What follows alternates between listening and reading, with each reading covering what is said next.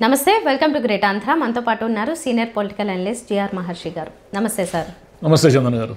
Sir, Jagan గారు నిన్న కోర్టుకి హాజరయ్యారు. అక్కడ జరిగిన పరిణామాలు చూస్తే అప్పుడంత ప్రజాదరణ ఉంది, లేకపోతే ఎక్కువ మంది వచ్చారు, ఇదంతా నిన్న మాట్లాడుకున్న అంశాలు. అయితే దాంట్లోంచి ఇప్పుడు టీడీపీ అనుకూల మీడియా ఎక్కువగా ఫోకస్ చేసిన అంశాలు ఏంటంటే రప్పారప్ప లాంటి కార్డుల్ని ప్రదర్శించడము, రాజ్యాంగాన్ని వ్యతిరేకించడము, జగన్ గారు ఇలాంటి పనులు చేయడం అనేది ఇది తప్పు, ఆయన్నే శిక్షించాలి, ఎవరినో కాదు ఈయన్ని ఎన్కౌంటర్ చేయాలన్నట్లుగా ఇలాంటి చాలా ఫోకస్ చేసి టార్గెట్ చేశారు నిన్న జరిగిన ఈ పరిణామాలకి. దీన్ని ఎలా చూడాలంటారా? అంటే అంత ఓకే, ఎవరు చేసినా తప్పే, కానీ అంటే హింసని ప్రోత్సహించడం అనేది ఎవరు చేసినా తప్పే.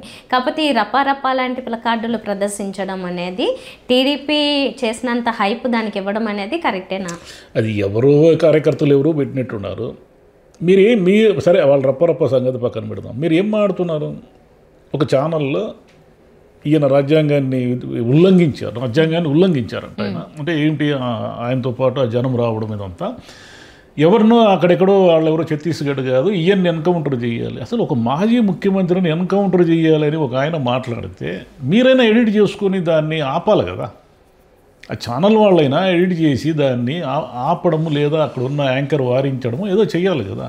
ఎందుకు అంత అగౌరవంగా దాన్ని ఏమంటారు, అంత అన్యాయంగా మాడతారు ఎవరైనా? ఎందుకు ఒక మీడియా అంతా కూడా జగన్ గారిని టార్గెట్ చేశారు? మీరు ఎంత టార్గెట్ చేస్తే అంత బలంగా మారుతాడు ఆయన.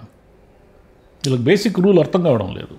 మీరు ఎంత టార్గెట్ చేస్తే అంత బలంగా మారుతాడు. మీకేమిటి ఇబ్బంది? ఆయన తెలంగాణ రాష్ట్రంలో ఉన్నాడు, ఇక్కడ తెలంగాణలో ముఖ్యమంత్రి ఉన్నారు, ఇక్కడ పోలీసు వ్యవస్థ ఉంది, ఇక్కడ మంత్రులు ఉన్నారు, ప్రజానాయకులు ఉన్నారు. వీళ్లకు లేని ఇబ్బంది మీకు కొత్తగా మీకెందుకు ఆ ఇబ్బంది? ఆయన చూడడానికి జనం వచ్చారు, ఆయనతో పాటు వచ్చారు, కోర్టుకు అటెండ్ అయ్యారు, కోర్టులో ఆయన ఏదో ప్రొసీజర్స్ ఏదో ఫాలో అయ్యారు, వెళ్ళిపోయారు, అంతే కదా. దీన్ని ఒక ఇష్యూ చేసి దీని మీద చర్చలు పెట్టి డిబేట్లు పెట్టి ఎవరికి తోచింది వాళ్ళు మాట్లాడి ఆయన ఏదో విమానంలో వచ్చాడు, 8 లక్షలు రెంట్ కట్టుకుంటాడు, ఆయన ఇష్టం అది. 8 లక్షలు కాకపోతే 80 లక్షలు కట్టుకుంటాడు, 8 కోట్లు 30 కోట్లు కట్టుకుంటాడు. మీదేం పోయింది? మీరు ప్రజాధనంతో మీరంతా విమానాల్లో తిరగడం లేదా? తిరుగుతున్నారు కదా. ఇప్పుడు ఆయన వస్తే జనం వచ్చారు కాబట్టి అది ఏదో పెద్ద నేరం అయిపోయినట్టు ఎట్లంటే, ఇప్పుడు చంద్రబాబు నాయుడు గారు జైలు నుంచి విడుదలైనప్పుడు కూడా చాలామంది జనం వచ్చారు కదా, ఆయన్ని అరెస్ట్ చేసినప్పుడు కూడా చాలామంది జనం వచ్చారు కదా. ఆయన మీద కూడా కోర్టు కేసులు ఉన్నాయి కదా. కోర్టు కేసులు లేవా? కోర్టులో శిక్ష పడే వరకు ఎవరైనా నిందితులే కదా, నేరస్తులు ఎలా అవుతారు? మరి ఈయన్ని మాత్రం నేరస్తుడిని చేసేసి ఈయన మీద క్రిమినల్ కేసులు ఉన్నాయి, ఆస్తుల కేసులు ఉన్నాయి, డబ్బుల కేసులు ఉన్నాయి, మనీ లాండరింగు, షెల్ కంపెనీలు, ఆ కంపెనీలు, ఈ కంపెనీలు అంటానే ఉన్నారు కదా. ఎన్నాళ్ళుగా అంటున్నారు మీరు? 16 సంవత్సరాలుగా అంటున్నారు. 16 సంవత్సరాలుగా ఆయన్ని టార్గెట్ చేసి ఆయన ముఖ్యమంత్రి మధ్యలో ఒకసారి పాదయాత్ర చేయించారు, మళ్ళీ ముఖ్యమంత్రిని చేశారు.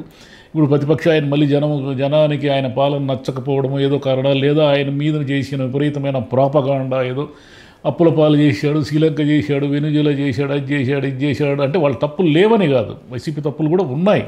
కానీ అంతకు మించి మ్యాగ్నిఫై అంటే భూతద్దంలో చూపించి ఆయన ఓడించారు. ఆయన 11 సీట్లకు పరిమితమయ్యి ఆయన ప్రతిపక్ష నాయకుడుగా ఏదైనా సందర్భం వచ్చినప్పుడు జనంలోకి వెళ్తున్నారు. జనంలోకి వెళ్ళినప్పుడు ఆయన కోసం విపరీతంగా జనం వస్తారు. ఇప్పుడు ఏమిటి దీంట్లో మొత్తంగా మీ సమస్య ఏమిటి? ఒక మాజీ ముఖ్యమంత్రిని, ఒక ప్రతిపక్ష నాయకుడిని, ఆంధ్రప్రదేశ్లో ఆల్టర్నేటివ్ నాయకుడిని, మీకు ఎవరన్నా ఆల్టర్నేటివ్ నాయకుడు ఉన్నారా? చంద్రబాబు నాయుడు గారిని వద్దు అనుకుంటే జగన్ గారినే కదా ముఖ్యమంత్రి చేస్తారు. మీకేమన్నా మధ్యలో ఆప్షన్ ఏమన్నా ఉందా? పవన్ కళ్యాణ్ గారు ముఖ్యమంత్రి అవుతారా? కారు కదా. ఆయన ఎప్పుడైతే జనసేన టీడీపీ ఒకటైపోయినారో పవన్ కళ్యాణ్ గారు ముఖ్యమంత్రి కావడం అనేది ఇక అసంభవం. ఆయన స్పష్టంగా చెప్తున్నారు, మేము ఇంకో 2-3 టర్ములు మేము కలిసి ఉంటామని. కాబట్టి ముఖ్యమంత్రి అనే పొజిషన్ అనే పదవిని చంద్రబాబు నాయుడు గారి తెలుగుదేశం ప్రభుత్వం నుంచి నెక్స్ట్ ఆప్షన్ ప్రజలు తీసుకుంటే జగన్ గారు కాకుండా మీకు ఇంకెవరైనా ఉన్నారేమో చెప్పండి. మరి ఆ నాయకుడిని, అంత ప్రజాదరణ ఉన్న నాయకుడిని మీరు ఎంతసేపు క్రిమినలైజేషను, రౌడీయిజము, ఆ ఈజము, ఈ ఈజము అని బురద పోయడం వల్ల అంటే ఎట్లా మీడియా అవుతుంది? అది మీడియా అంటే మీరు ఎంతసేపు సాక్షి లేదన్న వచ్చి రాగానే మీరు ఏదో అంటారు, అదేది జగన్ కూలీ మీడియా, పేటీఎం మీడియా, జగన్కి సంబంధించిన ఏదో రకరకాల పేర్లతో పిలుస్తుంటారులేండి. ఇప్పుడు దీన్ని ఎలా పిలవాలి? కొమ్మినేని గారి ఏదో దీంట్లో ఏదో మాట తూలారు ఒక ఆయన అన్నప్పుడు ఆయన్ని ఇద్దరి మీద కేసులు పెట్టారు. సరే, ఆయన ఆ మాట అని ఉండకూడదు, కేసులు పెట్టారు, ఓకే. ఇప్పుడు నేరుగా ఒక ప్రతిపక్ష నాయకుడు ఎన్కౌంటర్ చేయండి అని అనేస్తూ ఉంటే చాలా కూల్గా దాన్ని ప్రసారం చేశారు, దాన్ని జనంలోకి వదిలేశారు. ఎట్లా అది? ఒకటి 11 సీట్లకే పరిమితం అయ్యారు. మనకి అంటే మీకు ప్రతిపక్షంగా ఉండే హోదా లేదు అన్నారు. ఇవన్నీ అయిపోయినప్పుడు మరి ఎందుకు అంత పట్టించుకోవడము? వదిలేసి ఉండొచ్చు కదా. ఇక్కడ మాత్రం పట్టించుకుంటారు, అక్కడ మాత్రం ఆయన కోసం జనము పెరిగే కొద్దీ, అంటే వీళ్ళు జగన్ అనే ఆయన ఎంత డౌన్ అయిపోతే, ఆయన్ని ప్రజల్లో ఎంత డిఫేమ్ చేస్తే, ప్రజా జీవితంలో నుంచి ఆయన్ని దూరం చేయడం అంటూ జరిగితే, వైసీపీ అనేది ఎప్పటికీ రాకుండా చేస్తే, టీడీపీ అనే ఒక ఆప్షన్ తప్ప ఈ ఆంధ్రప్రదేశ్లో ఇంక రెండో ఆప్షన్ లేదు. కాబట్టి ఒక 20 ఏళ్ళలో 30 ఏళ్ళలో టీడీపీనే ఉండాలని కోరుకునే వాళ్ళు చాలామంది ఉన్నారు. సరే, అది మీ ఇష్టం.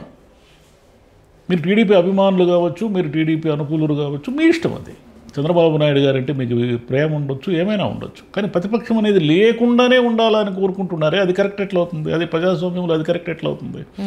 ప్రజల అభిమానం పొందండి. మీకు 164 సీట్లు ఇచ్చారు, ప్రజలు బ్రహ్మరథం పట్టారు.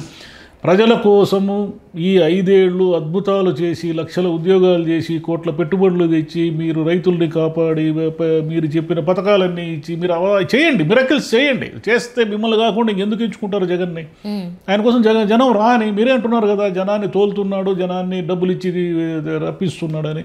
రప్పించుకొని ఎన్నాళ్ళు రప్పించుకుంటాడు? ఎన్నేళ్ళు రప్పించుకుంటాడు ఆయన? ఎన్ని వేల మందిని తోలుతారు జనాలని? ప్రాక్టికల్గా సాధ్యమయ్యే పనేనా?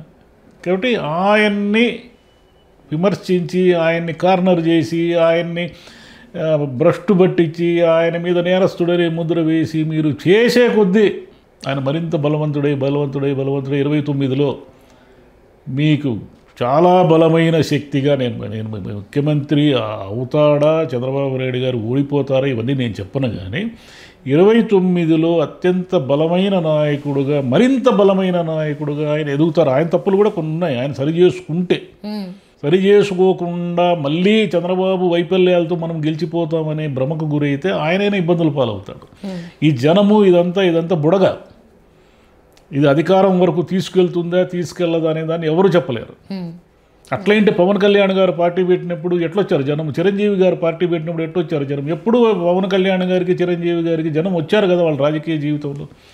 మళ్ళీ అవన్నీ ఓట్లుగా ఎందుకు మారలేదు? ఓట్లుగా మారడానికి చాలా సమీకరణలు ఉంటాయి. ఈ సమీకరణలన్నీ కరెక్ట్గా ఉంటే మళ్ళీ 29 నాటికి తారుమారైతాయి ఫలితాలు. వీళ్ళు ఎంతసేపు మీడియాలో జగన్ అది చేశాడు, జగన్ ఇది చేశాడు, ఆయన అక్కడ తాడేపల్లిలో ఉంటే తాడేపల్లిలోనే ఉన్నాడు అంటారు, బెంగళూరు పోతే బెంగళూరు తిరుగుతున్నాడు అంటారు. మీరేమో తాడేపల్లిలో ఉన్నప్పుడేమో ఆయన ఏదో తాడేపల్లి పిల్లి ఏదేదో మాట్లాడినారు, అన్నీ మాట్లాడారు కదా. మీరు మాత్రం ఇప్పుడేమి తాడేపల్లిలో ఉంటున్నారా? మీరు ఎన్నాళ్ళు హైదరాబాద్లో ఉంటున్నారు? ఎన్ని ప్రైవేటు విమానాలకి మీరు ప్రభుత్వ ధనాన్ని ఖర్చు పెడుతున్నారు? లెక్కలు తీస్తే తెలిసిపోతుంది. ఎవరైనా సమాచార హక్కు ప్రకారం అడిగితే ఎన్ని వందల కోట్ల రూపాయలు ప్రజాధనం ఇప్పటికీ దుర్వినియోగం అయ్యింది. దుర్వినియోగం అనను, ఎన్ని వందల కోట్ల రూపాయలు ప్రైవేటు విమానాలకు ఖర్చు అయ్యింది అనేది తెలుస్తుంది. ప్రజల డబ్బు. మీరు ఆయన సొంత డబ్బు పెట్టుకుంటున్నాడు. ఆయన సొంత డబ్బు పెట్టుకొని ఆయన విమానాల్లో తిరుగుతున్నాడు. ఆయన ఇష్టం అది. మీకేమిటి ఇబ్బంది? దాన్ని మళ్ళీ చర్చలు చేసి, డిబేట్లు చేసి, ఈయన కోర్టులను బెదిరిస్తున్నాడు. కోర్టులను ఎవరైనా బెదిరిస్తారా? అందరి మీద కేసులు ఉన్నాయి కదా. కేసులు లేని నాయకులు ఎంతమంది ఉన్నారు చెప్పండి, పేర్లు చెప్పండి. అందరి నాయకుల మీద కేసులు ఉన్నాయి. అందరూ నాయకులు ఏదో ఒక రోజు కోర్టు వాయిదాలకు అటెండ్ కావాల్సిందే, లేదా కోర్టు వాయిదాలు అటెండ్ కాకుండా వాళ్ళు ఏదో మేనేజ్ చేస్తున్నారు. ఇప్పుడు జగన్ చేస్తే మేనేజ్ చేసినట్టు, ఆయన కోర్టుకు రాకపోతే ఆయన వ్యవస్థలను మేనేజ్ చేసినట్టు. మిగతా వాళ్ళు ఎవరు చేసినా వ్యవస్థలను మేనేజ్ చేసినట్టు కాదు. అది కరెక్ట్. అంటే ఈ ధోరణి నుంచి బయటపడకుండా ఆయన్ని బూచిగా చూపించినంత కాలము ప్రజల్లో మళ్ళీ జగనే మేలు అనే ఒక ధోరణి పెరిగేదానికి మీరే దోహదపడుతున్నారు. ఆయన ఏమి చేయక్కర్లే, మీరు చేయాల్సిందంతా చేస్తున్నారు. ఆయన ఎలాగైనా సరే ఆయన 11 సీట్ల నుంచి ఆయన్ని మళ్ళీ ప్రాణప్రతిష్ఠ చేసి ఆ పార్టీని నిలబెట్టి ఆ పార్టీని అధికారం వరకు లేదా అధికారం ద్వారాల వరకు తీసుకెళ్లే వరకు వీళ్ళు నిద్రపోయేటట్లేరు ఎవరు కూడా. రైట్. కాకపోతే హోల్ సినారియో అబ్జర్వ్ చేసినప్పుడు ఏమనిపిస్తుందంటే తెలంగాణకు వచ్చేసరికి 2 జాతీయ పార్టీలు, ఒక లోకల్ పార్టీ ఉంది, ప్రాంతీయ పార్టీ. ఆ మూడింటి మధ్య పోటాపోటీ హోరాహోరీగా ఉంటుంది. కానీ ఆంధ్రప్రదేశ్ విషయానికి వచ్చినప్పుడు మాత్రం 2 ఉన్నాయి కాబట్టి ఆప్షను. ఒకటి ఆల్రెడీ జనసేన అందులో మిళితం అయిపోయేసరికి మనకి అది ఒక ఆప్షన్గా కనిపించట్లేదు. ఎప్పటికి కనిపిస్తుంది అనేది కూడా పెద్దగా నమ్మకం లేదు. కాబట్టి టీడీపీ కంటిన్యూగా ఉండాలి అంటే ఇలా దుష్ప్రచారం చేస్తే సరిపోతుంది అనుకుంటే కొద్దిగా కష్టమే. వైసీపీ ఎప్పటికైనా మేలుకుని కొంచెం యాక్టివ్గా పనిచేస్తే ఖచ్చితంగా కొంచెం ముందు అంటే ఇట్లాంటి విమర్శలు కూడా ఎదుర్కొని ముందుకు రాగలిగితే మాత్రం ఆప్షన్ వైసీపీ ఒక్కటే ఉంది. అది కూడా వైసీపీ వాళ్ళు గుర్తుపెట్టుకోవాలి. మేము ఇది ఇంతగా ఎందుకు అనుకూల మీడియాలో వస్తున్నాయి అంటే మీకంటూ ఒక స్థానం ఉంది, ప్రతిపక్ష పార్టీగా మీరే ఉన్నారు, ఇంకా 11 స్థానాలకు పరిమితమైన అన్న విషయాన్ని గుర్తుపెట్టుకుంటే మాత్రం 2029కి ఎంతో కొంత ప్రయత్నించి మళ్ళీ ముందుకు వచ్చే అవకాశాలు చాలా ఎక్కువ ఉంటాయి. జనం ఎప్పుడూ కూడా మన ఆంధ్రప్రదేశ్ లక్షణం ఏమిటంటే కొన్ని రాష్ట్రాల్లో ట్రయాంగిల్ ఫైట్స్ జరుగుతాయి, కానీ మన ఆంధ్రప్రదేశ్ కానీ తెలంగాణలో కానీ ఏమిటంటే స్ట్రైట్ ఫైట్ ఎక్కువ ఉంటుంది. మీరు మొన్న జూబ్లీ హిల్స్ ఎన్నికల్లో కూడా బీజేపీని వాళ్ళు పరిగణలోకి తీసుకోలేదు, ఏదర్ దిస్ ఆర్ దట్ అన్నట్టుగా. ఆంధ్రప్రదేశ్లో కూడా ఏమిటంటే జనసేన బీజేపీ ఉన్నప్పటికీ కూడా ఏదర్ వైసీపీ ఆర్ టీడీపీ కూటమి లేదా వాళ్ళు కలిసి ఉంటే ఇది డిసైడ్ చేస్తారు, అంతే తప్ప వేరేది డిసైడ్ చేయరు వాళ్ళు. కాబట్టి 2 పార్టీలే ఉంటాయి అక్కడ. 3వ పార్టీ ఉన్నా కూడా ఇప్పుడు మీరు చెప్పిన దుష్ప్రచారము అంటున్నారు. ఈ దుష్ప్రచారాన్ని జనం ఎంతో కాలం నమ్మరు. జనం చాలా తెలివి మీరిపోయారు, వాళ్ళకి అన్నీ అందుబాటులో ఉన్నాయి ఈరోజు. ఎవరు నమ్మిన పార్టీని వాళ్ళు అనుకూలంగా చూస్తారేమో కానీ దుష్ప్రచారాన్ని మీ అంతా నమ్మేసి ఒక మైండ్లో ఇది ఒక ముద్ర వేసుకోవడానికి ఇప్పుడు జనం సిద్ధంగా లేరు. కొత్త జనరేషన్లు వస్తున్నాయి, కొత్త జనరేషన్లు అన్నీ అబ్జర్వ్ చేస్తున్నాయి. అంత ఈజీ కాదు ఇప్పుడు దుష్ప్రచారం.